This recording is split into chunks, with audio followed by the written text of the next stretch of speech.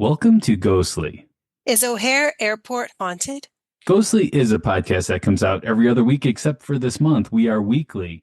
In each episode, we take a ghost story or a paranormal event and look into its complete history. Rebecca then gives us evidence proving that the story is real, and my job is to debate those pieces of evidence and get you, the listener, prepared to vote on if it's real or not. If you haven't yet, please hit that subscribe button.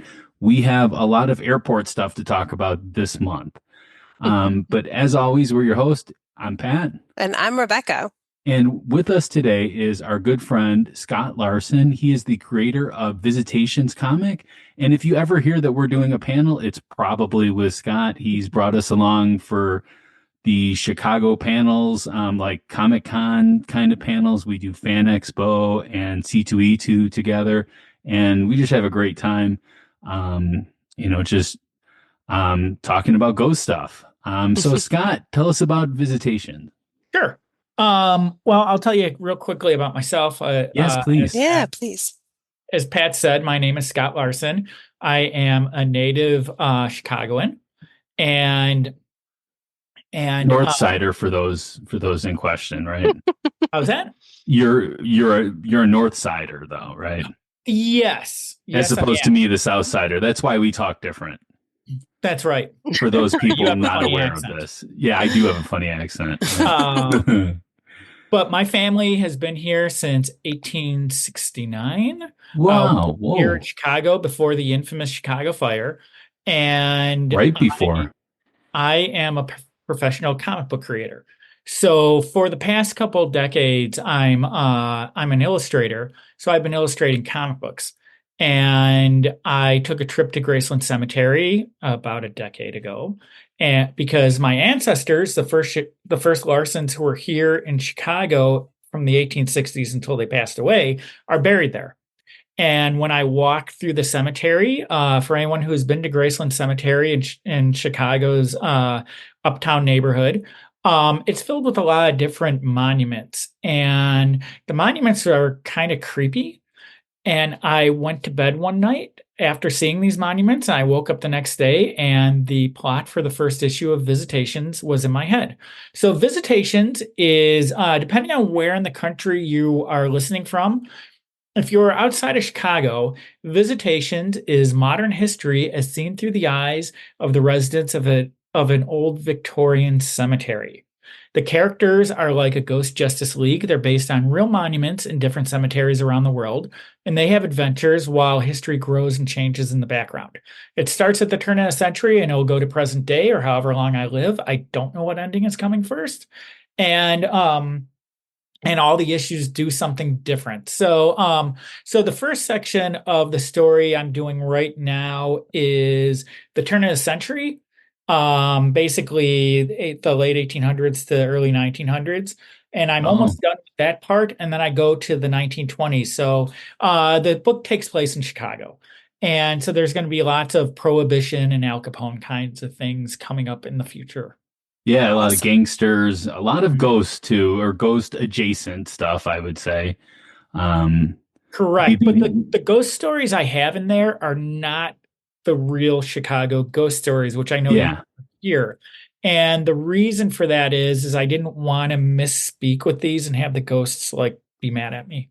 Sure. Okay. All right. Understandable. I didn't know that part of it that you I don't mind the ghosts being mad at me, so they could be mad at me all they want. So the comics are great.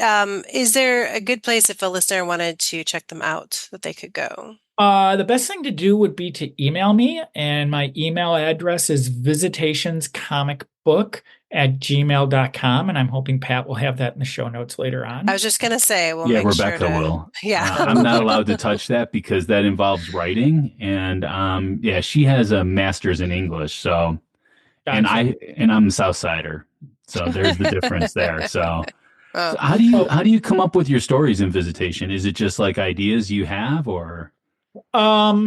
It's really interesting. Real quick though, before I go into that, anyone who sends me an email, I'm happy to send them a free digital copy of the first issue. Wonderful. Get Awesome. to see Wow. the beginning of everything and see if you like it or not. What is the Um, age range for, listeners or people to view the comic? I'm sorry, I'm still in podcast world. that's all right. I would say anywhere from the mid-teens on. Okay. Okay. Depending upon their So maturity level, probably. yeah, I mean maybe from age 12 on. Yeah. Yeah. Okay. I was reading comics way back when, and I think I started seeing mature things like The Dark Knight Returns and Watchmen when I was Hmm. 16. Hmm. And I don't Wow. know how mature I was before that and whether I could it's not like there's like crazy mature subjects, although there are a couple Yeah. in all of the issues, but just there's violence, and I mean it's a superhero Yeah. story before anything else, but it Sure. does detail real historical events as well. That's And awesome. so to answer your question, with the way I approach the stories is there's certain historical events I want to hit. Hmm. So with the around the turn of the century, there were things in Chicago like the Columbian Exposition, which was the 1893 World's Fair, or Yeah. there was the burning down of the Iroquois Theater in Hmm. Hmm. downtown Chicago. And so both of those are in there. And Wow. so some of the stories are built around that. With the stories for the characters, as odd as it might sound, a lot of stuff comes to me after I've started, and Sure. That's what I some was of it thinking. some of it comes to me while I'm asleep. Oh, Okay. wow. So for example, there in the second issue, there's this medallion that the main character has, and the medallion has Spoiler alert. yeah, well, it's not really because it follows Okay. through the whole rest of the series. But the Okay. medallion, it wasn't in it. And I was almost done with the issue and I knew I was missing something. And all of a sudden I'm like, well, what can I have? What can I do? And then I think I saw something. I Hmm. saw an image of something and I was like, oh, I'll make it a medallion. In one of the later issues, I mentioned a prophecy. The prophecy I didn't come up with that until the last minute. And the reason I came up with it was because when I was asleep, I had a dream about the characters talking about a prophecy. And I thought, oh, that's a good idea. I'm going to throw Oh, that in. yeah. So these ideas are like coming from someplace else. I'm not that good of a writer. There you go. Well, it's a lot of fun, and some of those stories, like the Iroquois Theater, are ones that we've done episodes on. So it's Yeah. a nice kind of, kind of goes along with what we talk about. And yeah, we have a lot of fun doing live shows with you. You've been on some Ghostlies, I think, just not like a Hmm. Like proper official episode.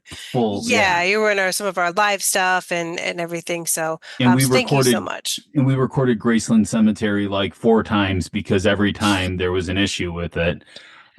So Yeah. yeah.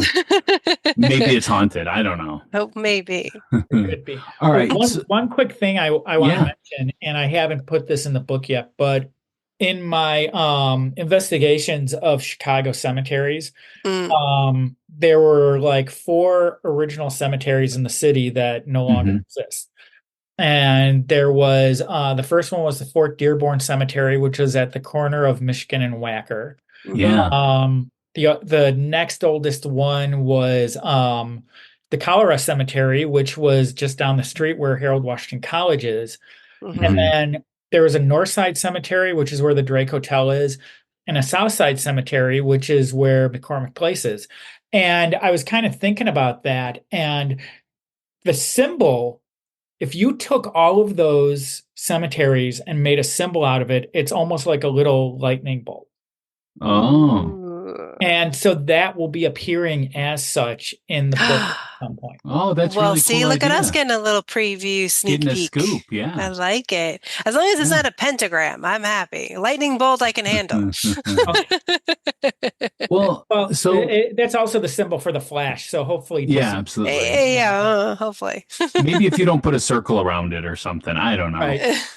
I'll make it a square. There you Yeah. So we came up with the concept to do haunted airports for October. We've already done the Honolulu airport, but that made me start thinking about stuff. Airports, it's you kind of need at least two of them for travel, right? Because the way that things work nowadays, especially, is that you take off from one airport and you need to land at another one. So I started thinking, how many airports are there? So in 2013, there was 86 airports in the United States, and they annually handled over 1 million passengers each. As of 2020, there are 19,919 airports in the United States, of which um, like just over 5,200 are designated as public use, including for general aviation and other activities. Because it's kind of like, especially in like the Chicagoland area, we have these little airports that are outside of like our big ones. Like we have Midway and we have O'Hare. We used to have Meigs Field, but we have little airports. Like there's one in a suburb close to us called St. Charles. So they DuPage add and up. mhm. Yeah. In 2012, 88% of all traffic was through the 62 busiest airports in the country. And that started me thinking again, for domestic travel, airports are really important in the US because of how far away our cities are. But if you think about it in a place like Europe and stuff like that, they don't really use airports for as much domestic travel as we do because I mean, countries are a lot smaller than the United States is. But throughout Europe, they probably do. I would say that the majority of them probably use train for a lot of their travel. Whereas we're big plane people here, or we used to be. It's changed since 2020, though. A lot of people True. taking like car trips across the country and stuff now. Yeah, but I think the airline travel is definitely coming back for sure. Yeah. Yeah. But in Chicago, we are considered the third biggest city in the US. And we have two major airports. We have Midway and O'Hare. Technically speaking, though, O'Hare is not really in Chicago city limits. And Midway is kind of sort of not in Chicago city limits as well, which is debated heavily by Chicago itself. So most of our traffic goes out of O'Hare, though. O'Hare is our big airport. Being a Yeah. South Sider, it was always Midway for me. We always tried to find destinations to go to that we could leave out of Midway. Yeah. But as the north side, we use O'Hare most of the time. So, Yeah, absolutely. well, and Absolutely. I'm going to say the reason that we did this whole haunted airport month was because for C2E2 this year, we were deciding on stories, and I chose to do the O'Hare hauntings. And so we thought, okay, how many other haunted airports are there? And it turns out there's a few. So, um, all right. So thank you for that inspiration, Scott, to do these episodes. Yeah. All right, so I have a ghost story Okay. for us today.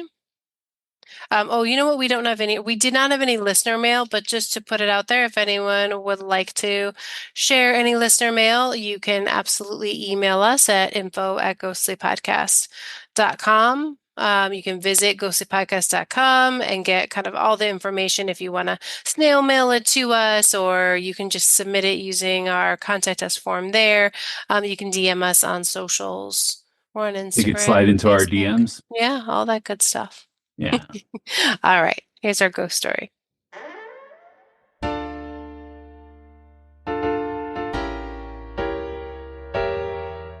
It's time for a spooky tale from Rebecca.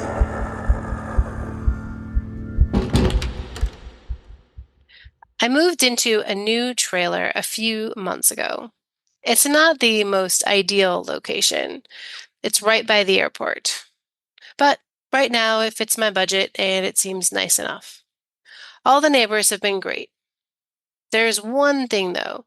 I noticed when I moved in, everyone seemed a little jumpy when they met me, like they knew something I didn't, but they didn't want to say anything. I soon learned what the cloud was hanging over us. It started one night when I heard someone knocking at my door. I figured it was one of the neighbors stopping by, so I answered it. But there was no one there. It happened the next 2 nights. So I asked my next door neighbor Jim if maybe some of the kids around here were really good at ding dong ditching. Jim sighed and said, "No, it's not kids." Then he asked me if I believe in ghosts. I was taken aback. This was not what I was expecting him to say. This is a retired cop, not someone I would expect to say something like that. I told him, "No, I don't." He said, "Well, most of us here didn't either, but something tragic happened close by, and since then, people have experienced unexplainable things." I just kind of laughed and said, "Well, I guess if all they do is knock, I'll be okay." I didn't really believe him, but I wasn't going to argue. Then last night, something happened that made me think he might be onto something. I heard the door knock, like I do occasionally. If I'm close by the door, I'll open it just to see if I can catch the person doing it. This time, to my surprise, there was a woman standing there. She looked worried. She said something like, "I have to get my luggage. I need to make my connection." Now, being by the airport, my brain was thinking this was some very lost passenger. But before I could even think of something to say, she started to turn around and just disappeared. I know that sounds crazy, but I swear that's what happened. I even walked outside to see if I could see her, but there was nothing. I'm going to ask Jim about it later today. I have a feeling he's heard this story before. All right. Wow. Okay. So Scott, in case you don't know, Rebecca writes these stories. So I Oh, don't know how much is based upon fact. In fact, there's been a couple of times I asked her how much of that is based on fact, and she said none of it. So I have to ask Rebecca how much is based on fact. Well, this is a story version of a claim that people make. So it Okay. is based on real claims, So it's a um, story. That's fictionalized what you're saying. version of that. Pixelized. Yeah. Yes. Okay. so So we'll talk about it as we get to it. But I'm curious, is that are people that's a claim people are making at their own house? yes, it is. So we're going to debate that. I promise. It'll come back. Yeah. All right, we're going to take a short break, and when we return, we're going to get to the Pat Facts.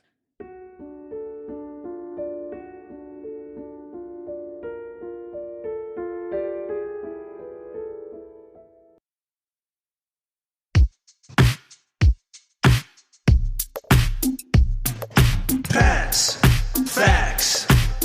From a skeptic point of view. Pats, facts. He presents it all to you. Pats, facts, facts. All right, so we're going to talk about the history or the Pat Facts. Pat facts.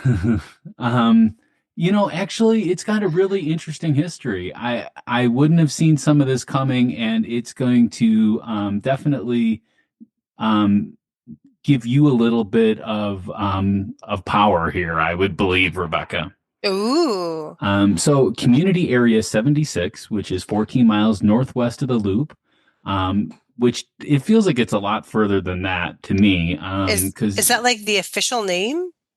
Yeah, that's the Community official area? name of, well, it was the official name Okay. of the parcel of land. Ah, okay. Yeah. Okay. And the O'Hare community area land was only thinly developed before World War II even came about. Okay. So to go back a little bit, the 1829 Treaty of Paris de Chillon gave 2 square miles around the Des Plaines River to Alexander Robinson, a Scottish Ottawa interpreter, which I had no idea that we had to have interpreters from Scotland to Ottawa. Um, he had aided whites escaping the Fort Dearborn massacre, as Scott had mentioned the Fort Dearborn massacre earlier. In Interesting. early 1840s, A few families settled along what would become Higgins Road, while immigrants from Germany settled in the southwest section of the area, establishing a church and St. Jonas Cemetery in 1849. St. So, Johann Cemetery. Johans? Okay, I'll go I with don't know. that. I think the American versus but The that's a south new side. cemetery, Scott. I don't think we've heard of I haven't heard of that one. Is it Okay. still there? Well, that's a good Well, we're going to get question. to that. Okay. All Oh, right. sorry. Pat Yeah. will Spoiler answer. alert. I know. No, it's all good. It's all good. So the northeastern section was an unincorporated area called Orchard Place, named for the depot, the Wisconsin Central Railroad opened there in 1887. Despite the railroad, however, few people settled in Orchard Place. It was a residential subdivision and it opened in 1930s, but all traces vanished with World War II's development. So as soon as World War II hit, pretty much whatever was there before kind of wasn't there. Maybe people died off or something, or maybe people sold. I don't know. In 1942, Douglas Aircraft took over Orchard Place for the production of a cargo plane. But I was just gonna say, I wonder if they got bought out by the They, government, no, maybe. that was like, yeah, that was like 12 years after. So maybe I definitely not the government. It was Hmm, Douglas Aircraft that gotcha. did it. Okay. Hmm. After war production ended, the facility became a commercial airport. So this is our first talk of this area being an airport.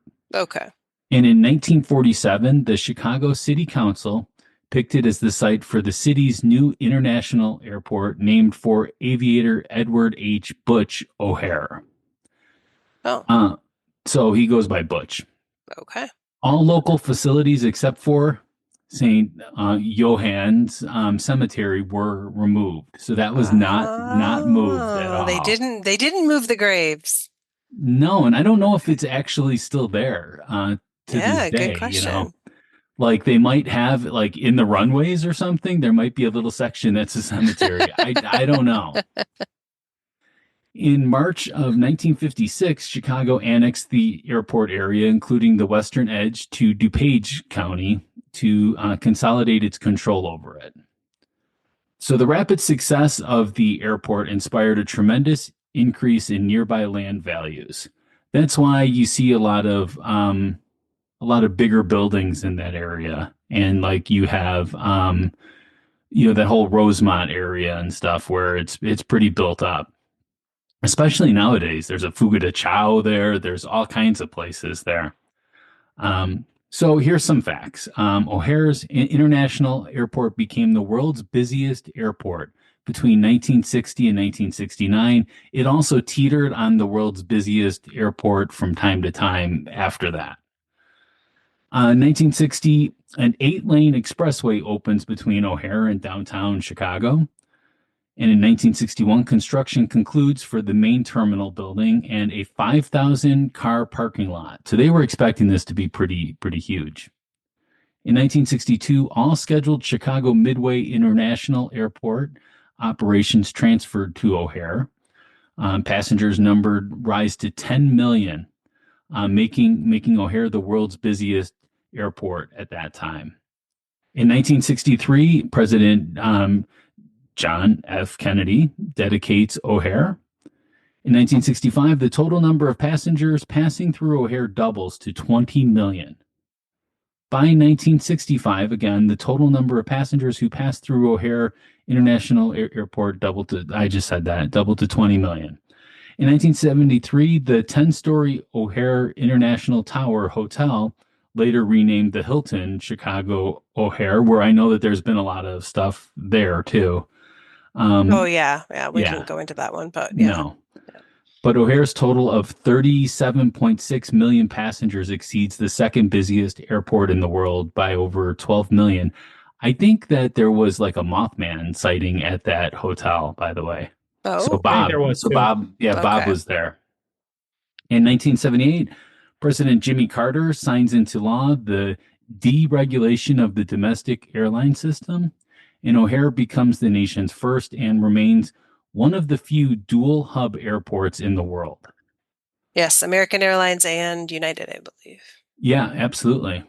And there is some other little airlines that fly through there too, but that's mainly the ones Okay. that are there. So Rebecca wanted me to add this part in here, and I wouldn't be doing a good job with the history if I didn't. On May 25th, 1979, one of the most horrifying disasters in Chicago in American history took place at O'Hare International Airport when American Airlines Flight 191 literally fell from the sky, killing all of the 271 passengers and crew on board. The flight was meant to be a nonstop journey from Chicago to Los Angeles, but it never actually left the Windy City. Now, Scott, just real quick, do you remember that like happening or being around? I was talking to some other people, the friends of mine who were like, "Oh yeah, like I was a kid, but I remember that happening." I don't know The if only you thing I have can heard any remember about stories. nights. The only thing I remember about 1979 was waiting for the sequel to Star Wars to come out. Yeah, I mean, me Yeah. too. Like I was a oblivious, little kid, but I know, some people do remember the DC-10 that I, Yeah. I don't crashed. remember that at all. Yeah. But the one thing I do remember from around that time was there were parts of like a space satellite that like fell Mm, from the sky onto the earth, and I think it like fell onto Arizona or Texas or something like that. wow. Wow. Okay. I like Well, that. when I was a kid, I remember one day looking up into the sky, and now this is like in the 80s, so this is probably like 85, 86-ish, and I saw like a plane, actually the engines exploded on the plane. It didn't Oh, actually crash though. It was able to land at Midway. Wow. But it is terrifying to look up, and I've had a fear of planes crashing into my house, especially living on the south side by Midway, because there was when I lived there in my 20s, 30s, there was a crash that happened right by Midway Airport where Midway has like one of the smallest runways of any airports, so it's easy to happen. And one of the planes just kept going past the runway and crashed into like an apartment building over there. Wow. And I was driving home and I saw the plane on the road. That was pretty freaky, and it added to my fear now of planes crashing into my house at all times. hmm. There you go.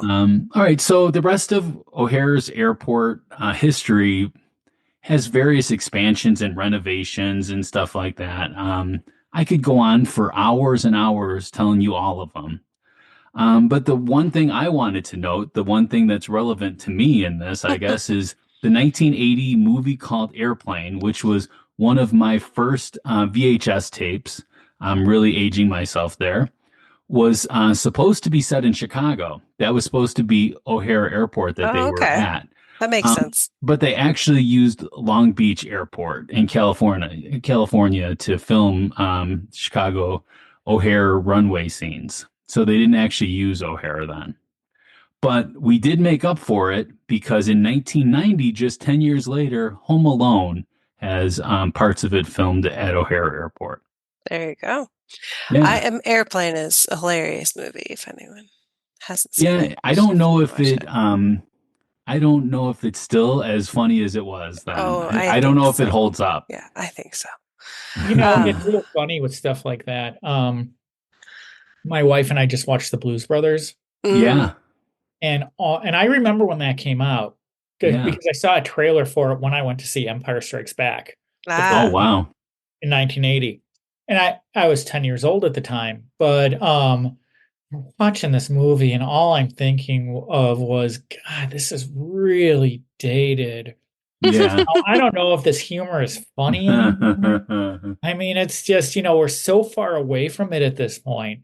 hmm We're so far away from John Belushi and Dan Aykroyd and the whole original SNL. So, going back to the airplane stuff, Yeah. I don't know if that's funny anymore. I really Oh, don't. And I'm not trying to I be get like it. smarty about it, Yeah. but but I Well, don't know if O.J. it holds Simpson up. was in it. That's What? true. Yeah, He he was. shot one scene, I think, in it. So Who was in it? O.J. Simpson. Oh, Yeah. Yeah. So that doesn't hold up very well. What's right. especially funny Yeah. is if you watch the movie that it's a spoof of. Like there was Yeah, an yeah. actual I movie. forget the Okay. So name of the movie, I but that forget was it in the too. 60s, Yeah. I believe. And it was And about like a plane crashing, yeah, Mhm. yeah, it's funny. which was like horrific too, but this was a spoof of it. Yeah. So, So just to add a little bit to what we were talking about earlier with the cemeteries. mhm. So I looked it up. Saint Johannes Evangelical Lutheran Cemetery was on the west end of O'Hare Airport until a few years ago. I think this article was written like 2018 or something like that. Um, it was at the foot of runway 9R. Wow. So Some I was right. four, It's in like the middle of the runways, kind of. well, some 1,400 people and 5 acres of cemetery of the St. John United Church of Christ in Bensonville were dug up to expand the world's busiest airport. Anyways, I think all of these airports, it seems like there's those two, and then Wilmer's Old Settler Cemetery was Mm. at runway 32R in the eastern edge of the airport, but all of these have been removed. Again, we never know. Did they They remove the bodies? We don't moved know. all the bodies, especially if it Well, was just a few years ago. one of the famous things about Chicago cemeteries, or at least old Chicago cemeteries, is the city never removes the bodies. Yeah. They say Yeah. they do, but then Mhm. excavations happen, and then skeletons are like popping up, and the police are called, and it's like, yeah, this person's been dead for like 200 years. Yeah. Well, Um, Scott, I remember the first time that we saw you do your panel, uh-huh. and I remember you said Chicago has a way of just making their history disappear if they want to. That's part of it too. So Yeah, one of the things that Chicago does is, and I'll give an example. So Al Capone. yeah. Chicago does not embrace Al Capone. Chicago tries to pretend like Al Capone never existed. Mhm. I mean, Chicago, the city proper, Yeah. Yeah. if you're walking into like any of these tourist places, there's Al Capone's picture everywhere. Yeah. But Chicago proper tries to pretend that Al Capone never existed Yeah. because he's a blight on the city's history. And I don't know how much this is now, but certainly as late as the mid 1980s when that Untouchables movie came out, anytime anyone said Chicago, that's all they thought about was Al Capone. And I think they still think of it, but well, now, now we've no, got like Michael Jordan and we've got Barack Obama, and so some of this stuff has kind of been shuffled up, and it was 100 years ago. But the whole area where Al Capone started out at which is over by McCormick Place, it's basically where Chinatown is now. That was this whole sprawling crime district known as the Levee, and all the gangsters lived there. And that's where like all the gambling houses and prostitution houses were. And if you go over and you get off the red line at McCormick Cermak McCormick Place, you just look and you just see empty space everywhere. The place wow. didn't burn down. The city tore down every single building because all of that stuff represented a blight on the city's history. Yeah. And the building where Al Capone had his headquarters, which actually stood until like 1995, that's torn down, and it's now like this high-rise like condo place. And people look like they're in Lincoln Park. Lincoln Park, for anyone who's not in Chicago, is where like all the preppy people live, all the rich people. Hmm. And they're all like walking their dogs and they're jogging around. And that's on the Michigan Avenue side of what was the Lexington Hotel, and it's now known as the Lex. It looks like Lincoln Park. Absolutely. And I don't know how many people who live there know the history of that particular Yeah, city. that's interesting. Well, I mean, they tore down the St. Valentine's Day Massacre location, and it's Hmm. still just an open field. Right. across from a Yeah. really good pizza place. That is not Chicago pizza at all, but it's No. really good. It's really good. Well, the alley where John Dillinger was shot down at Yes. is right outside the Biograph. And that actually, I don't know if Chicago is as embarrassed of catching John Dillinger as they were of Mhm. him running around. But they Yeah. ended up bricking up that alley. So you Yeah. can't look down it because one of the, and I don't know if this is true or not, but one of the ghost stories attached was people would see him running down the alley and like falling to his death. But I think that used to get a lot of tourists, no matter what, going and taking a look. Well, now there's a They just mural walled it up off. there. Now there's a mural where he was shot. Like the wall that they used to brick it up, it's a mural. And we were just there. We went to the Red Lion because we did an episode on the Red Lion, which is down the block from there. So Yeah.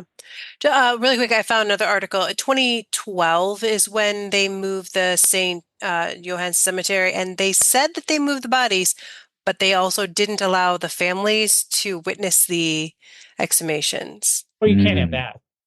I mean, so, all right. Well, would you want to though? Would you want to see Well, your some families dead did. relative? They I did. I wouldn't mean, want to see that. I might Well- just to make sure that everything was done respectfully, and again, you do trust The city of Chicago? the city Yeah. of Chicago. Just out of Yes, I do. curiosity, when was the last burial there? That I'm not sure, but there were 1,494 graves. I mean, back in like looks like the 40s and 50s. It looks like, Hmm. So it yeah, the wasn't the 100 the years. church moved in the 50s. So the city promised the cemetery would remain untouched. So it looks like in the 50s was the last Okay. burial, but then it wasn't until recently that they removed or They moved broke their it. promise. They broke their, but yeah, they decide, well, been long enough. We can, it's been over Yeah. 50 years. We're fine. Progress is here. Nobody remembers we made this promise. Let's move, Yeah. let's move the bodies. Yes. All right. So again, we're going to take a short break, and then when we return, Rebecca is going to give us the evidence that I am going to say is not true. And now you have to So- listen to it first, Pat. I will listen to it. So we'll be right back.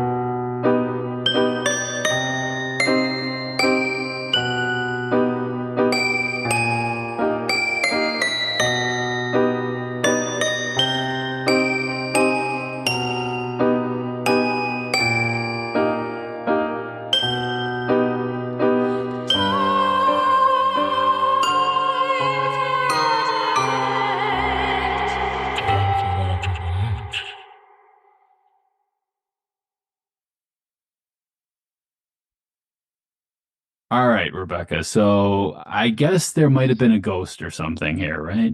Yes, there's definitely some ghost stories. Okay. Now, as you mentioned, Pat, there was this horrific plane crash that happened in 1979. Mhm.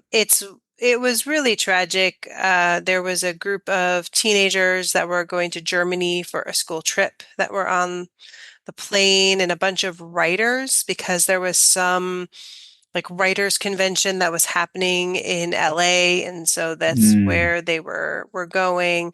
So it was definitely I mean, not that any plane crash wouldn't be tragic, but certainly a lot of loss of life. And pretty much all of the ghost stories that I found for O'Hare that aren't at that hotel, I feel like that's a separate kind of episode, but pretty much all of the stories that I found are blamed on the crash victims. So some are in the airport itself. Blamed on the victims? Oh, Yeah, because the they're the ghosts are ghosts. the Yeah. right, the crash victims. I Yeah. said we don't victim blame here, Rebecca. Jeez. Are claimed to be the crash Okay. victims. All right. Yes, that's true. And then there are a few in the airport itself. I don't really get into too many of that because there's not as much, but a lot are in that area where the Let me plane guess, crashed. toilets flushing on their own. I was hoping there would be bathroom ghosts. Oh, yeah, because I know you like the bathroom ghost. They're hilariously awesome. Scott, at the Honolulu airport for our last episode, there Uh-huh. was a lot of bathroom ghosts, but not here. Well, Um, she got really into bathroom ghost when we heard that there was one that kept farting or something Okay. on the no, episodes. no, And then flushing the toilets. no, It- I'm not talking about the last episode. I'm talking about a while ago. You said somebody farted, then I got blamed for saying fart, fart, fart. Oh, that was years ago that Yeah, that was happened. years ago. Yeah. Well, we've been doing this for a while, Rebecca. I Jeez. was like, I don't know where he's going with that. So we got a bad review because they said that that's all I talk about is fart, fart, fart. Yeah, we haven't said fart, fart, fart in a while. Yeah. Yeah. So fart, fart, fart, fart, Fart, fart. fart, fart, fart, fart. Okay. Yeah. so I'm Uh, curious. Have you seen the movie The Frighteners? yes. I have not. Very good So, movie. so Michael J. Fox is a ghost exorcist. Hmm. Oh, nice. And the ghosts are actually his friends, and he sends them to people's houses to like start making all kinds of things happen. And then he comes and exorcises them. And so he shows up at one place and he's like, well, what happened? He's like, did the toilet seats go up and down? And they're like, no. And he's just like, all right, well, did they levitate the bed at least? It's like, yeah. It's like, yeah, well, that's what this is. But when you're talking about bathroom ghosts, that's the first thing that Yeah. popped in my head was the toilet seats down in the Frighteners. Yeah. Nice.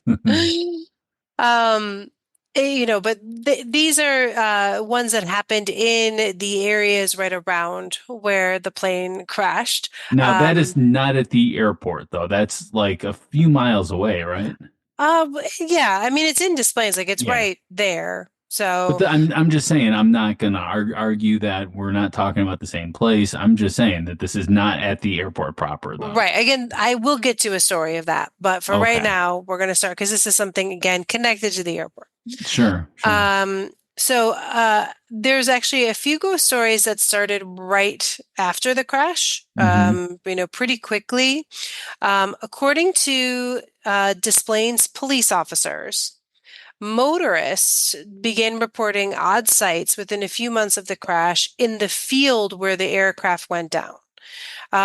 So they saw like lights, right? Or they whatever. And so everybody thought, okay, it's definitely like people, souvenir hunters, right? Coming with flashlights to try to find pieces of the plane or whatever, right? And so officers would respond to the reports only to find that the field was deserted, silent. No Mhm. one was ever there. So then what they would do is they started staking out Mm. the area because they're like, okay, obviously we're not getting here quick enough, so we'll just be here on the spot, and then as soon as someone sees something, we'll go and look, or if we see something, we'll go and look. Well, even still, despite being right there and being able to respond very quickly, anytime people said that they saw lights in that field. These odd bobbing white lights is how they're described. Mm. They're never able to find them. They disappear Or photograph them. yep, yep. But then these are Okay. people like driving by Yeah, that yeah. would see it. So there you go. And Okay. that started pretty much right after the crash. So Scott, I'm gonna let you go first as the guest. What do you think of this? Well, I'm curious before I say any of that. Mhm. I'm curious. So Rebecca, you told us the ghost story earlier, Yes. and you're like, you said that the person who answered the door, and saw, who we believe was a ghost, she said she wondered if John, her police officer neighbor, had Mhm. seen something like that. Yeah. You left us hanging. I did. I'm sorry. Did That's he? going to be our evidence number two. This was the Oh, first thing. I okay. promise we're going to get to She that one. I she mean, doesn't start off I'm with the thinking biggest ahead. one. Yeah. Yeah. No, it's okay. This was the first thing that happened, and then that starts to happen. Okay. So first is people see these Lights in the like fields. orby Yeah. white things in the field. Again, not taking pictures. They're just they see it, and they think it's people with flashlights, but the police they can't find anybody, and there's Yeah. nothing there. when you mentioned that, it reminded me of that image in the movie Halloween, where all the at the very beginning, when all the people from the sanitarium were like walking in the field and they're all in their white things. Ooh. What do I think? Yeah. Mm-hmm. Like, do you think that this means it's haunted? Well, Like this evidence alone, we go piece by piece on And this then one, we'll and talk then we about do it an as a whole. overall. Yeah. I think the stuff is really interesting. And what I'll say is this, because I'm not going to make a judgment call one way or the other. But I'll say this, that since I've been doing my comic and since I've like talked to different ghost hunters and heard all of these stories, a story like this is consistent with other stories. Hmm. So, the question is, oh, did someone hear other ghost stories and be like, oh, that sounds pretty good, I'm gonna like add that into here? Or Mm. is it just a random phenomenon that they're witnessing? Mm-hmm. And I tend to be more like Pat in the sense that I tend to be really skeptical about things. However, Except for people jumping on tombstones and stuff, jumping well, from no, one to it's the not. next. Well, here's the thing though. Once you start hearing some of these stories, Yeah. Mm-hmm. start hearing the consistency of them, Yes. and they're coming from different sources. Right. And the same Um, type of it stuff. starts to Yeah. get kind of weird. How's that? And the same type of stuff you're saying, Yeah, Same so yeah. story, different people. Yeah. And the most famous ghost in Chicago is Resurrection Mary. Yeah. And I've had several people come up and tell me how they've seen her. And Mm-hmm. the stories are consistent. Or their grandfather picked her up to give her a ride, or Mm-hmm. all kinds of stuff like that.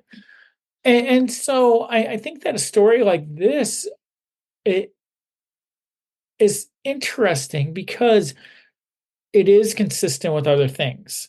Hmm. It's not like Mothman where it's like this thing is flying and some people are seeing him, some people aren't, and then all of a sudden the Cubs win the World Series and we're all screwed.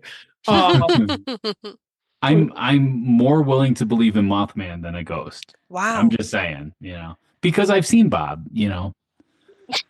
Well, we've all seen Bob. Mm-hmm. It Bob doesn't. Bob is at least a Mothman. He might not be the Mothman, but he is Okay. a Mothman.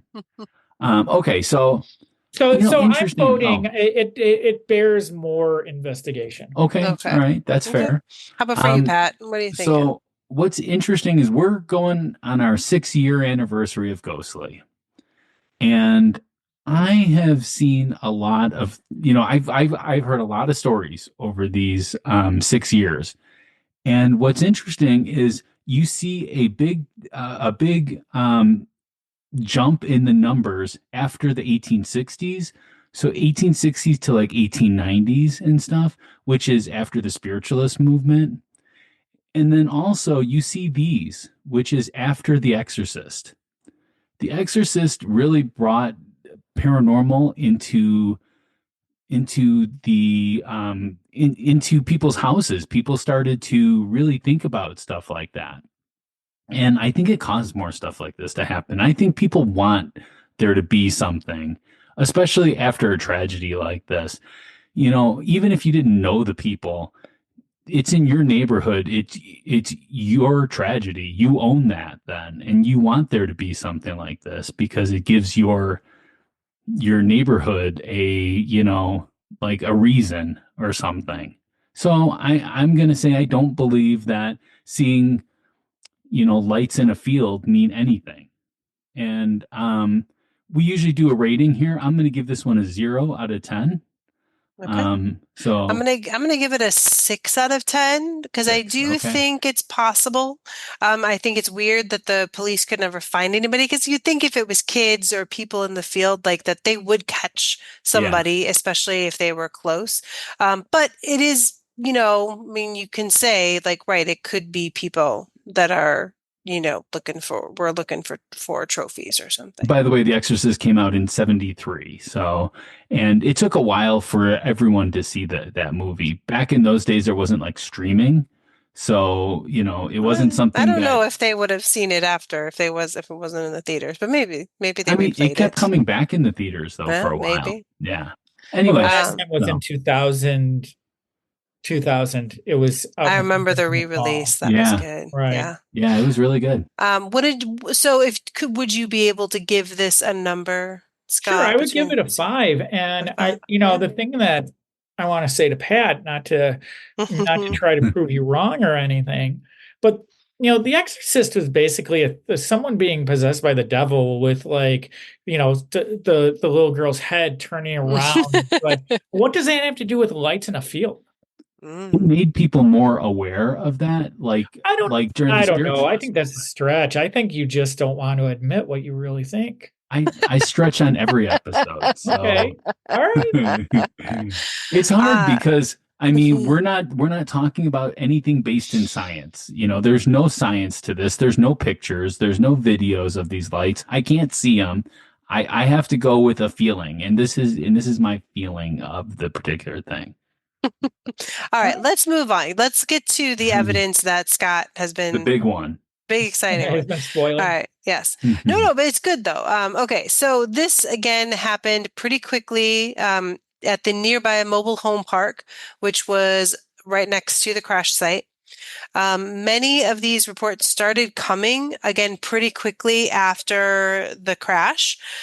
So, first, residents claimed to hear knocking and rapping sounds at their doors and windows. Of those that chose to respond, and this included a number of retired and off duty police and firefighters, would open their doors to find that there was no one there. And this continued for weeks and months and basically escalated to the point where doorknobs were like turning and rattling and footsteps were heard approaching the trailers. And then eventually, again, as people even left and moved in, it just kept going. And eventually, residents would open their doors and they would see a worried figure who stated that he had to get his luggage or had to make a connection, and they were standing on the porch. But then they would turn and they would, vanish into the night, not to be found again. All right. So it kind of escalated from like knocking to rattling to actually seeing spirits. Mm-hmm. All right, Scott, you want to go first? Okay, so I've got a question. Yeah. Yes. So you said that this happened in like a trailer park?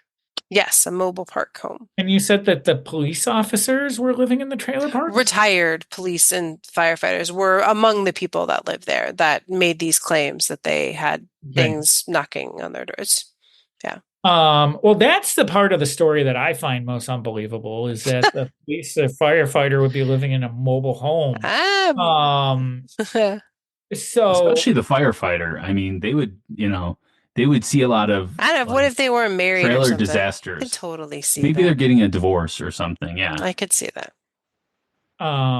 so I like the idea, the imagery of the worried figure being. So was the worried figure a man or a woman? I made it a woman, but the references that I saw mention a man. Oh, I like the woman version better. I know. I like the woman better, so that's why I picked it. We So can't pick and choose what we like versus Well, it just what we says a don't like. Sure you figure. can. Well, it actually just says a figure, A and then figure. the person decided that was these were male Yeah. figures, but could go either way. Yeah, I don't know. I mean, the fact that it was the mobile home stuff is kind of weird to me. I think the stories are cool, but I would see. I want to give it a 5, but I actually think that it's more like a 2 or a 1 Wow. Okay. because it being a mobile home and police officers and firefighters living in mobile homes. I think that unless somebody can show me a statistic that says that this is actually something that happened, that's the part of the story that's like super unbelievable. Yeah. So for me, I'm going to say that first of all, the rattling and the door knocking and stuff like they're by an airport, one of the largest airports in the world, and they're in a mobile home. they're gonna hear some, rattling going on. It's gonna move their mobile home a little bit. It's gonna make sounds. The sounds are nothing. That means absolutely nothing. In fact, the lights mean absolutely nothing when you think of the airport being right there too. But anyways, the people, the rando figures that we have, that supposedly all these people, these many reports. I don't think that these reports actually exist. I think this is people making stuff up. I think it's like when we did the circus train accident that's also in Chicagoland area. I think this is all made up. Um, I, I give this one a 0 too. Wow. I give this one as I'm gonna give it a 7. I feel like for me it's one of those, again, there are a lot of reports. It happens over the years. It's not just something that But how um many? Like, where are the statistics? Where are the pictures? Where are the videos? well, no Where one's where is grabbing a anything? picture or a video if you're just hanging out in your house and you hear a knocking at your door and then You there's have no one mobile there. phone, with you, and when you see something crazy, Well, there's now we do. I mean, I don't know how much it still happens, but this was that's the definitely something thing. that started to We happen in don't the know. 70s. We don't know. Yeah. Even, you know what?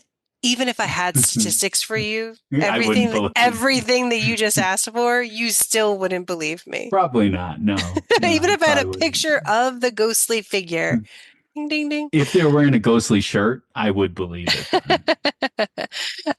But to me, again, lots of reports, and it does start kind of right after. So, yeah, All right. it's a little better for me. Okay, one more for the trailer park here. Okay. So this is a little bit later on, right? Again, as I mentioned, people still were having experiences. And here's a specific story from a person. So, this was described by a man, and I did read like him talking. So this is just kind of a Did you get a name? summary. No, I don't have a name. I don't think he Okay. shared his name, or I Okay. didn't find his name. All right. He was walking his dog near where Flight 191 went down. He was approached by a young man who explained that he needed to make an emergency telephone call.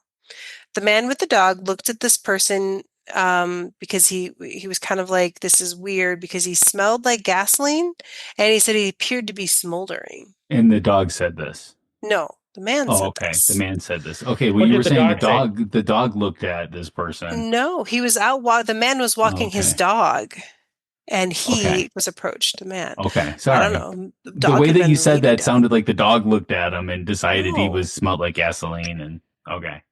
At first, he assumed the man had just been like running on the chilly night, right? Because when you're running and it's a little chilly out, you're sweating, right? So there's like Hmm. steam, can kind of be coming. So he didn't like think it was weird. He just like noticed this. So, anyways, but he turned around to point to a nearby payphone. And when he turned back, the man was gone. He had What's heard, a payphone? I No, know, I'm just right? kidding. The man with the dog had heard other stories from other local residents about moans and weird cries emanating from the crash site, but he never really believed them until he saw this person and had this encounter for himself. Hmm. Hmm. All right, Scott, what is your opinions on this? So it's just one story? Yeah, it's just this is, I mean, it's an example story, I guess, but it's that And if there's somebody like was willing to no come act. forward and Well, say, there's one person who claims this, right? mhm. And there's no Well, like he says that he backup. was There's told no. stories of like he's like when he moved in, people were like, "Oh yeah, you're gonna hear stuff out there. Like there's a bunch of stuff going." And he said, "I didn't believe any of it until I was out there myself, and I saw this guy, this kid, and I turned around to point, and when I turned back, he was like But gone." this guy has no name. No, Okay, He's a so I ran mean, I how is suppose this I could done? look further on and find a name, but I don't like to give names on the podcast. he's a Well, he's a sure, but rando. I mean, I guess my point is that I mean, this is one story, right? Mhm. That this random person who doesn't have a name um came up with. I mean, it's not like a bunch of residents with their doorknobs like rattling, and it's not like people in the field being seen by multiple witnesses. This is one person. Well, So, again, this is where it's hard. So I'm giving you an example of the kind of stories that people say, right? So we But can we're say going like, off of this evidence, though. right. But I'm saying that I doesn't mean that other people haven't also seen figures, right? We know that they approach the houses and everything. This is just like a specific example. So Mhm. that's, yeah. I don't know. This one sounds the most unbelievable to me than any of them. So I'm with Pat. I'm gonna give it a Oh, 0.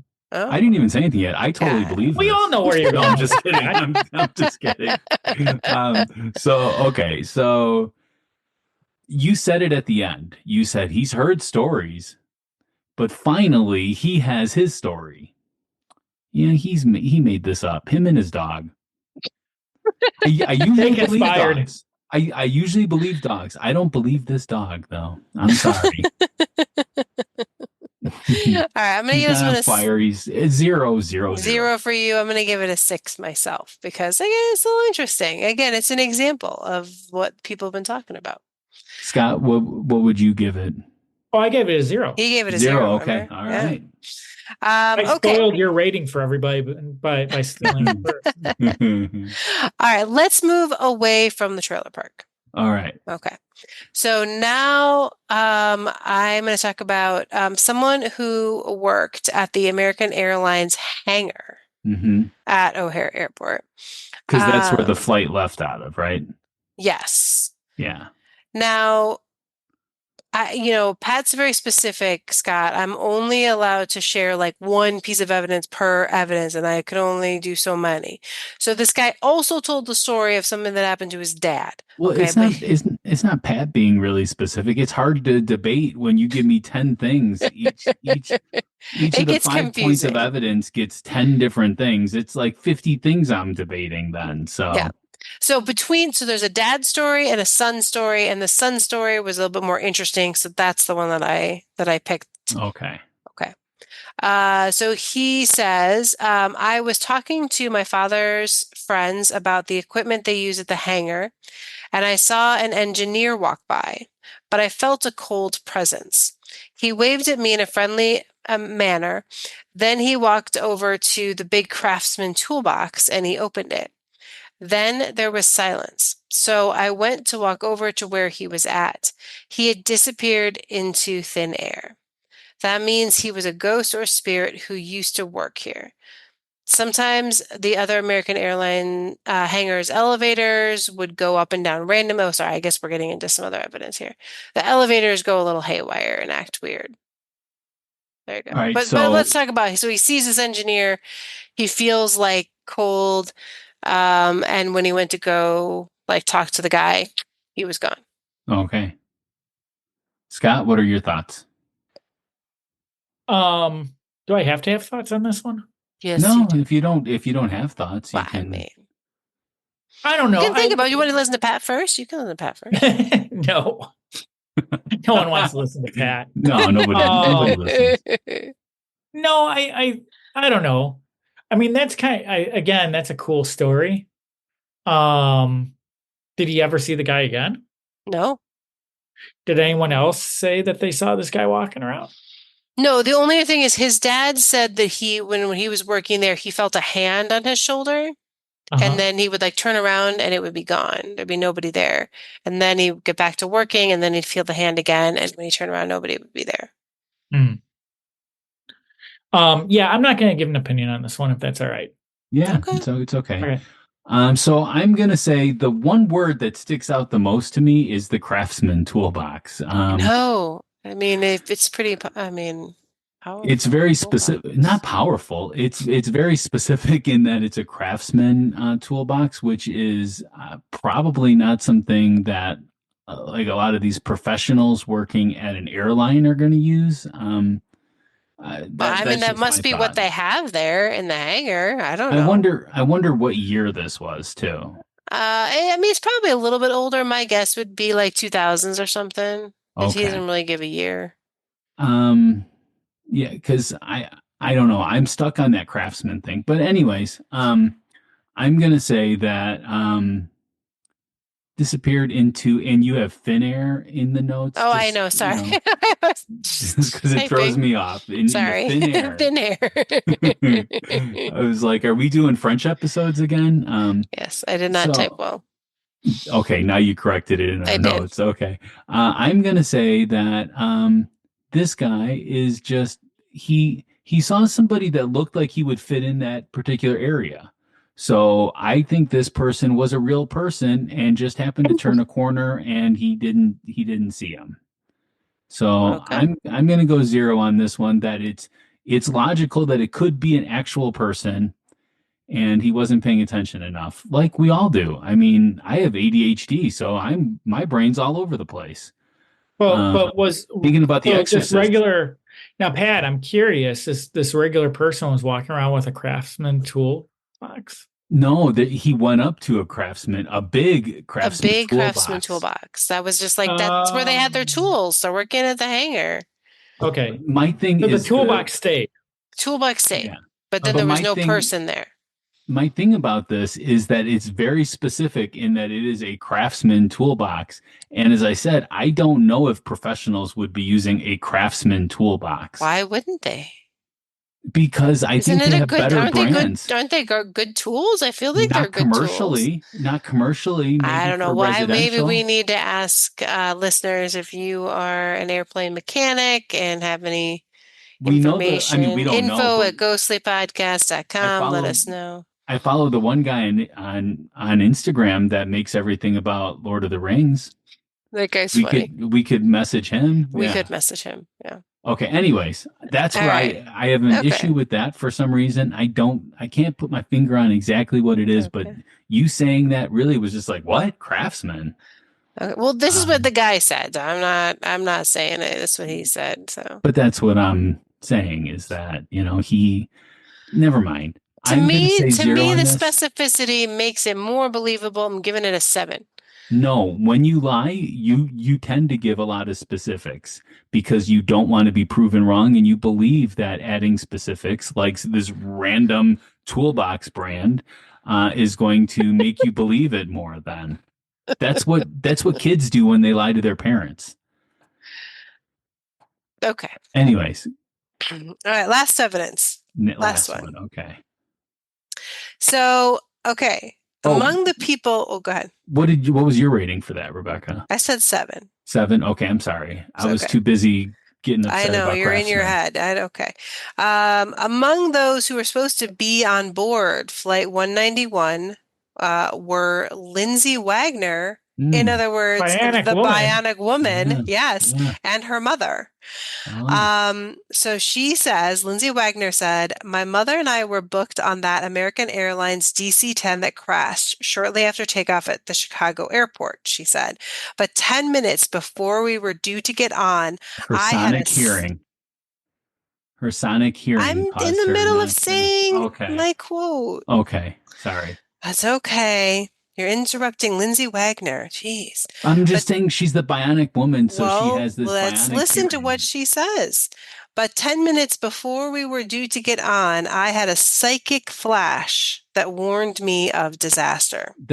It's got nothing to do with bionic though, I so that's begged fine. my mother to change our flight, and an hour later, we learned that all 271 people on board had been killed. I haven't doubted a single premonition since. So this isn't ghost so much as premonition. She is not hmm the only story that I read of people who had premonitions about that flight hmm or what, turned out to be that flight. But I thought, famous person, I got to bring that one in. So All right. what do we think Scott, about premonitions, Scott? I Scott, do don't you Uh, wanna know. oh, I give that a 10. a Right? 10? Okay. Yeah, Yeah. because that All stuff right. happens all the time. And that's happened. I mean, there's times when you get blindsided by stuff, but then there's times you just know. Mm-hmm. Okay. And But so, yeah, I would give that a 10. And some but people, have better access to that stuff. I don't know. but my point to this is how many times do you have a premonition that doesn't come true? Probably often. Oftentimes yesterday I was driving home going, I listened to this song about somebody dying right when I got into the car, and it never plays right when I'm in the car. That's maybe telling me I'm going to die today, and I didn't. I made it. So I have premonitions all the time that don't come true. I don't know. That was just like a weird thought. I don't know if that's the same as It's the same thing, as a except this psychic one. flash. That's what she described it Okay, as. well, Only the, think about this, Pat. Almost everything from Visitations comes from the dreams. yeah, See? Right there. So, but does it mean that they actually happen though? Well, they do, because he I they mean, happen what's in shares. to my say book. it? I mean, Yeah. yeah, but does it mean that they actually happen in real life then? I mean, probably not. I mean, they are fictionalized stories that based upon real life events and real life places, locations. I don't know. I I don't think know. I don't you're know. accessing that subconscious out there, is Yeah, what we're saying. the But how collective many times do unconscious. you access it and it doesn't come true? That's Well, what then you're not accessing it. why is it only the times that it works that we're gonna It's that we're not gonna a take into it's account? not a trick. Okay, so here's an example. So my dad was listening to the radio Hmm. back in January of 1986, and they were going to have a space shuttle launching, and he was shaving, and he was just like, I don't want to hear this. And he turned the radio off, and when he turned it on 15 minutes later, the Challenger had exploded. Wow. I was gonna say, I knew Well, as soon as you said 86.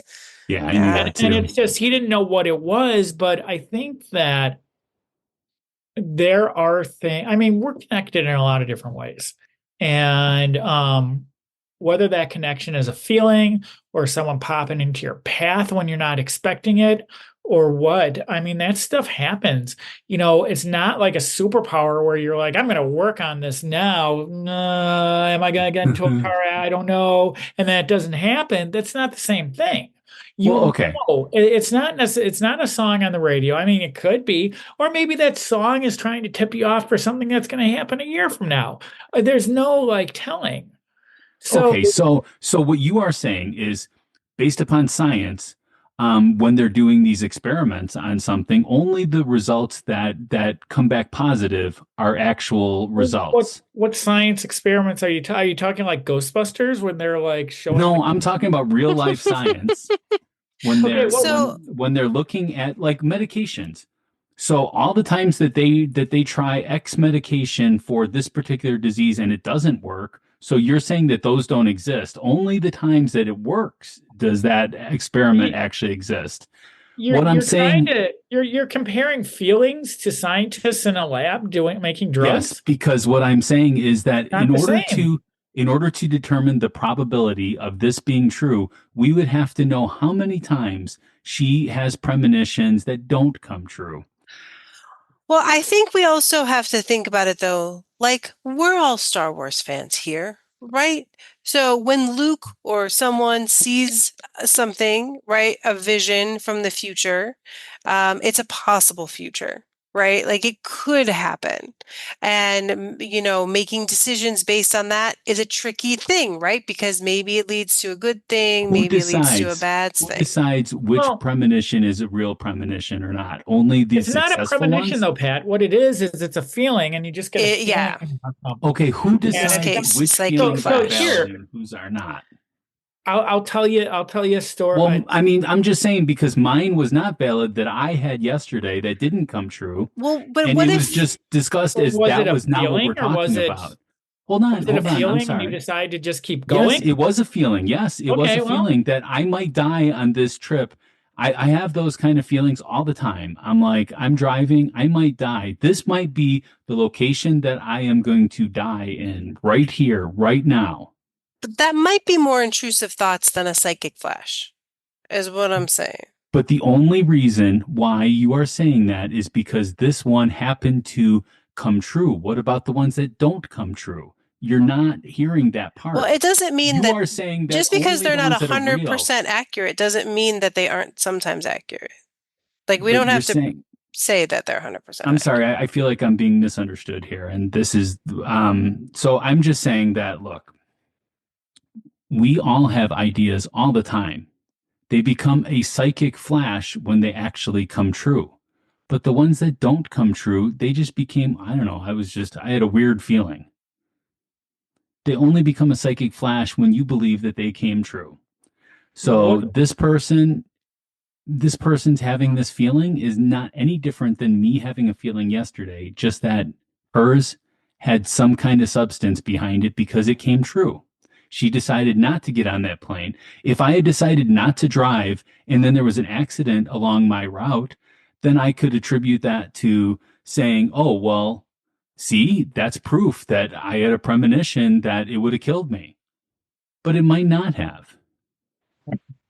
I don't know. I think that unless you actually have one of these experiences where this stuff does happen. I mean, look, we've all got anxieties about stuff.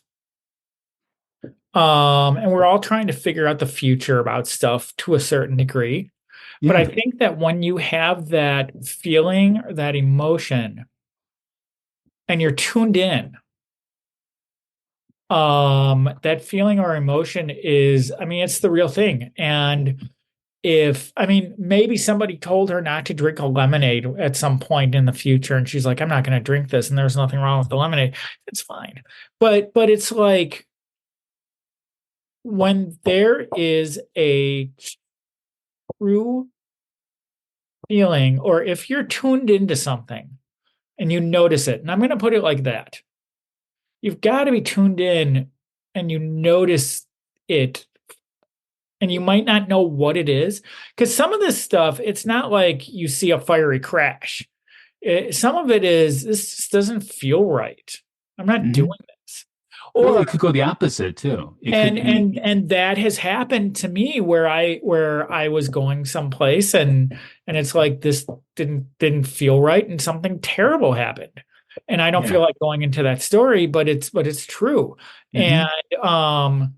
And there are these experiences where you do tune in to something beyond your feelings or your anxieties or your own thoughts, and it's something else, and I can't describe it anything other than that. I'm not a scientist, and it can't be measured by science.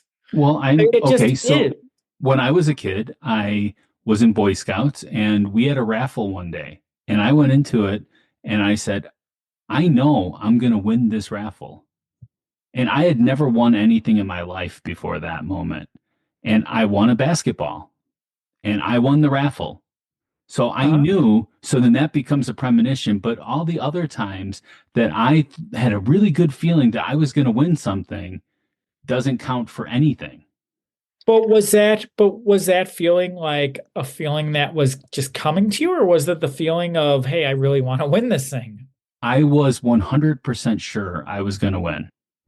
And other times were you 100% sure you were going to win and then you didn't? Yes. Okay. So that's what I'm saying. We have to measure both sides, and we can't with this. It is a really interesting story.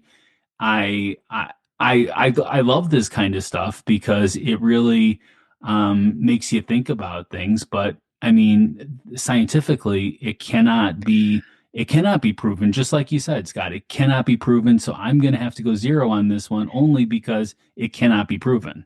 Well, I will also say there are, and I don't know that this is this case, but there is science as far as like we as humans notice things in our subconscious about situations Yeah, that our brain doesn't register. So we might yeah. think of something as like psychic, but it was really just our bodies noticing something. But I do also think there's a difference between like maybe because you had that thought yesterday, you drove more like cautiously because that was Maybe in your head. maybe if she got on this plane, she could have done something that would have But avoided that's the there's a imminent demise there's a of difference though. 271 A people. plane, what are you going to do on the plane? But You anyways, never it's a know. big thing to Yeah, just to 10 minutes before a flight, she felt something in my mind. Again, you sure. right. Again, we all Well, disagree and we know that, and that's what our votes are for. But you're going by Um, feeling, though. That's what I'm saying, yeah. and that's fine. You know, I mean, you can judge it, but I'm judging it on science, and I'm saying since science cannot prove this, I'm going to have to go zero on this one then. And I But give it an 8 on mine. Okay, all right. And Scott gave it a 10. I love it. yes, because he's had I these mean, I experiences. Because appreciate I've had that those you've had those experiences. I know experiences exactly what. before. Yeah. That Yeah. I mean, that's awesome that you had those experiences and that it saved you from causing harm to yourself or something, to that effect. I don't know the full story, but it's awesome that you did. It doesn't take away from that. I'm just saying because science can't prove it, I can't say yes that I believe it Yeah. because Well, I'm a man of science. So that's who I am. All right, so that brings us to our overall rating.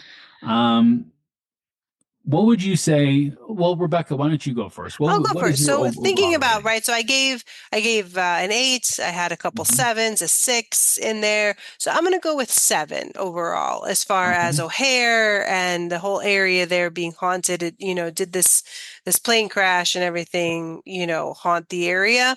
I'm giving it a 7. Okay. Now, I usually will just do an average of my scores. So an average of zeros or 0. Right. Right. Um, Scott, I know that, you had a lot of feelings for that last one and not feelings for another one. How are you what is your Oh, I overall give it a rating? 6.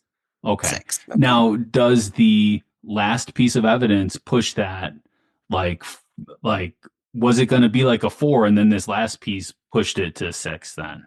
It might have pushed it up 1, but Yeah. that Okay. first one I thought that was Mm-hmm. pretty credible. I mean, the other Yeah. stuff was fun, and Yeah. I actually, you know, it's hard to say because, that is consistent with different stories. So I probably would have given it a 5 total. Okay. Okay. Mm-hmm. Hey, Yeah. so you're just doing an average then pretty Yeah. much of what you did. So all right, so that brings us to our closing arguments. This is our last chance to convince you to vote our way. We're each given 1 minute of uninterrupted time. That means I will not speak over you, Scott or Rebecca. And that means that, Rebecca, I hope you don't speak over me. We will time each other on our cell phones to keep each other honest. Rebecca, do you want to go first? Sure. All right, and I will set my timer here. Let me get it ready. I should have like timer music here. All right, here we go Uh-huh. and go. All right. So I do think that O'Hare is haunted. I don't know, I think now that we've also learned that there's these cemeteries that have been quote unquote moved, that also adds to it. But just even with this horrible tragedy happening, it seems like that is when things started. That is when people started to see things in the area, and including in the American Airlines area. And to me, it seems like this was a tragedy that probably, like the Challenger, maybe could have been avoided. Read some of the things I was reading, they didn't maybe do all the maintenance they were supposed to do. And when people lose their lives like that, I feel like their spirits linger. And it really causes there to just be a lot of disturbance. And maybe it's dissipated over the years, but definitely at the beginning. There certainly was. All right. I took it right to the end. You went Right to over the by like a end. half a second there, but that's fine. That's fine. Da-da-da-da. You've finished as early as 12 seconds Yeah, before. like you So don't have to yeah, take you your could full borrow minute it. if you don't want. Yeah. All Yeah. right. Scott, do you want to go next? Sure. Okay. Um, Rebecca's going to time you, so. Oh, okay, yeah. Hopefully you can fine. see my timer. I, Okay. All right. it Go. keeps fading away. I think it's kind of ghostly in it. Yeah, there it is. I'm gonna say that there's a possibility that it's a haunted spot. It is a place where a lot of people pass through. A lot of different things happen there. The cemetery stuff is really interesting, but I think that you can put your phone down, please. Oh, I feel okay. like yeah, I feel like I'm trying to Stressful. cross the walk, and the thing is telling me I got 5, 4, 3. Um, but it's not just the cemetery stuff. Things do happen. People die in the airports all the time, and you add that to the mix of all the other stuff and all the different stories, and so it's there's a possibility that it is. And I think just the sheer amount of people who pass through there and the sheer amount of things that happen Mhm. would lead it, you know, to being something, a little Yeah. bit more than what we might think. All right. Okay. All right. All right, Pat. I You am ready? ready. Yes. Okay. And go. So I am a man that fears, as we all do. We all have fears. One of my fears is the airport, is airplanes. I am very afraid of planes. As I said in the last episode, I let Mondo believe I wasn't because I can suspend that fear. But I am a man of fear, and I don't let fear stand in my way. I walk forward. Whether that's for good or for bad, it might be for bad. But I can't believe that an airport is haunted because I would never ever go to one again, and I would have to drive my car, and then I would fear cars because cars get in accidents too. So eventually, I would have to walk everywhere that I go, and I'm not going to do that. So I'm gonna say that this is not haunted. The evidence doesn't prove anything. Okay. Got a few All seconds right. left there. So Scott, thank you so much Sure. for coming on. Do you have any conventions coming up? I appear to be done for the year unless something Okay. pops. But I will say that for anybody who is in Chicago, um, October is Visitations month. So Yes. for the month of October only, generally what happens with my comic is I take it out and I sell it at conventions or I send it to people in the mail or blah blah blah. Month of October only, there are a couple of comic book shops who are carrying the book. It's kind of like the McRib. It's like once a year that they're going to be in comic shops. So Graham Cracker's comic book, Downtown Chicago in the Loop, has copies. Which has been there for a very long time too, right? It's been there for about 20 years. 20 Yeah. years, yeah. And That's a long time in Chicago. I mean, it is. It Yeah. is. And then Chicago Comics, which is the city's oldest surviving comic book shop, mhm. they Okay. have copies as well. And they are over in the Lakeview neighborhood, right over by Belmont and Clark. Okay. And they've got a whole great big display. Now I'm going to be over there the Saturday before Halloween. Okay. And I will be signing books, I'll be selling Mm. books and all kinds of other things. And there will be a raffle for a trip to Graceland Cemetery on Halloween Ooh. for Wow. a really quick unofficial tour. Oh, I was gonna say, some I of the thought monuments. your tour was over. Okay. Yeah, well, they don't know about this, so keep it quiet. Yeah, okay. Hold on. But it's basically gonna be a raffle of one or two people, and I'm Okay. gonna be So a try to be as private incognito as tour. possible Wow. Wow. Gray man it. on Halloween. Yes, Yeah, on Halloween. Okay. That Wow. sounds awesome. Yeah. weather permitting. I mean, I have to say that your illustrations in your comic they're very, very good. Like Thanks. knowing some of these spots, I get chills, especially the Eternal Silence and stuff like Mhm. that.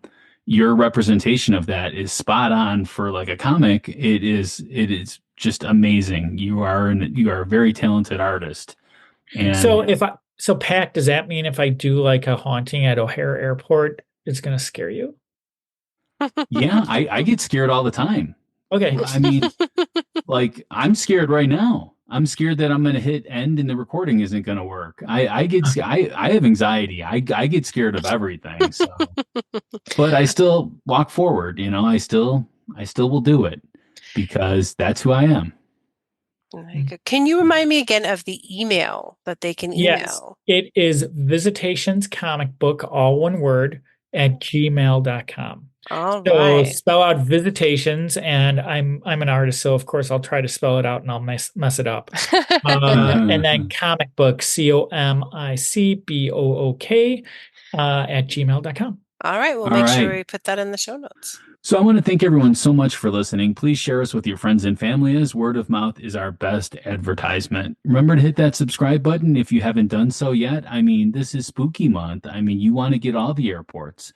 We do have a bunch of VIP producers. They're people that go on Patreon and support us, and we listen to their feedback a lot. I'd like to give them a shout out. Andrew, Alicia? Becky, Cindy, Kevin, Jessica, Alice, Aaron, Hope. and Candy. And on the next episode of Ghostly, we are going to be doing, is it Fresno Airport? It's Chandler Airport in Fresno, California. It's just Okay. confusing because I have a friend that lives in Chandler, Arizona, but this is not that. Okay. It's And we're not O'Hare talking about Airport in Chandler. Des Plaines, Illinois, right? This is Chandler Airport in Fresno, And California. we're not talking about Chandler from Friends. No, also not that.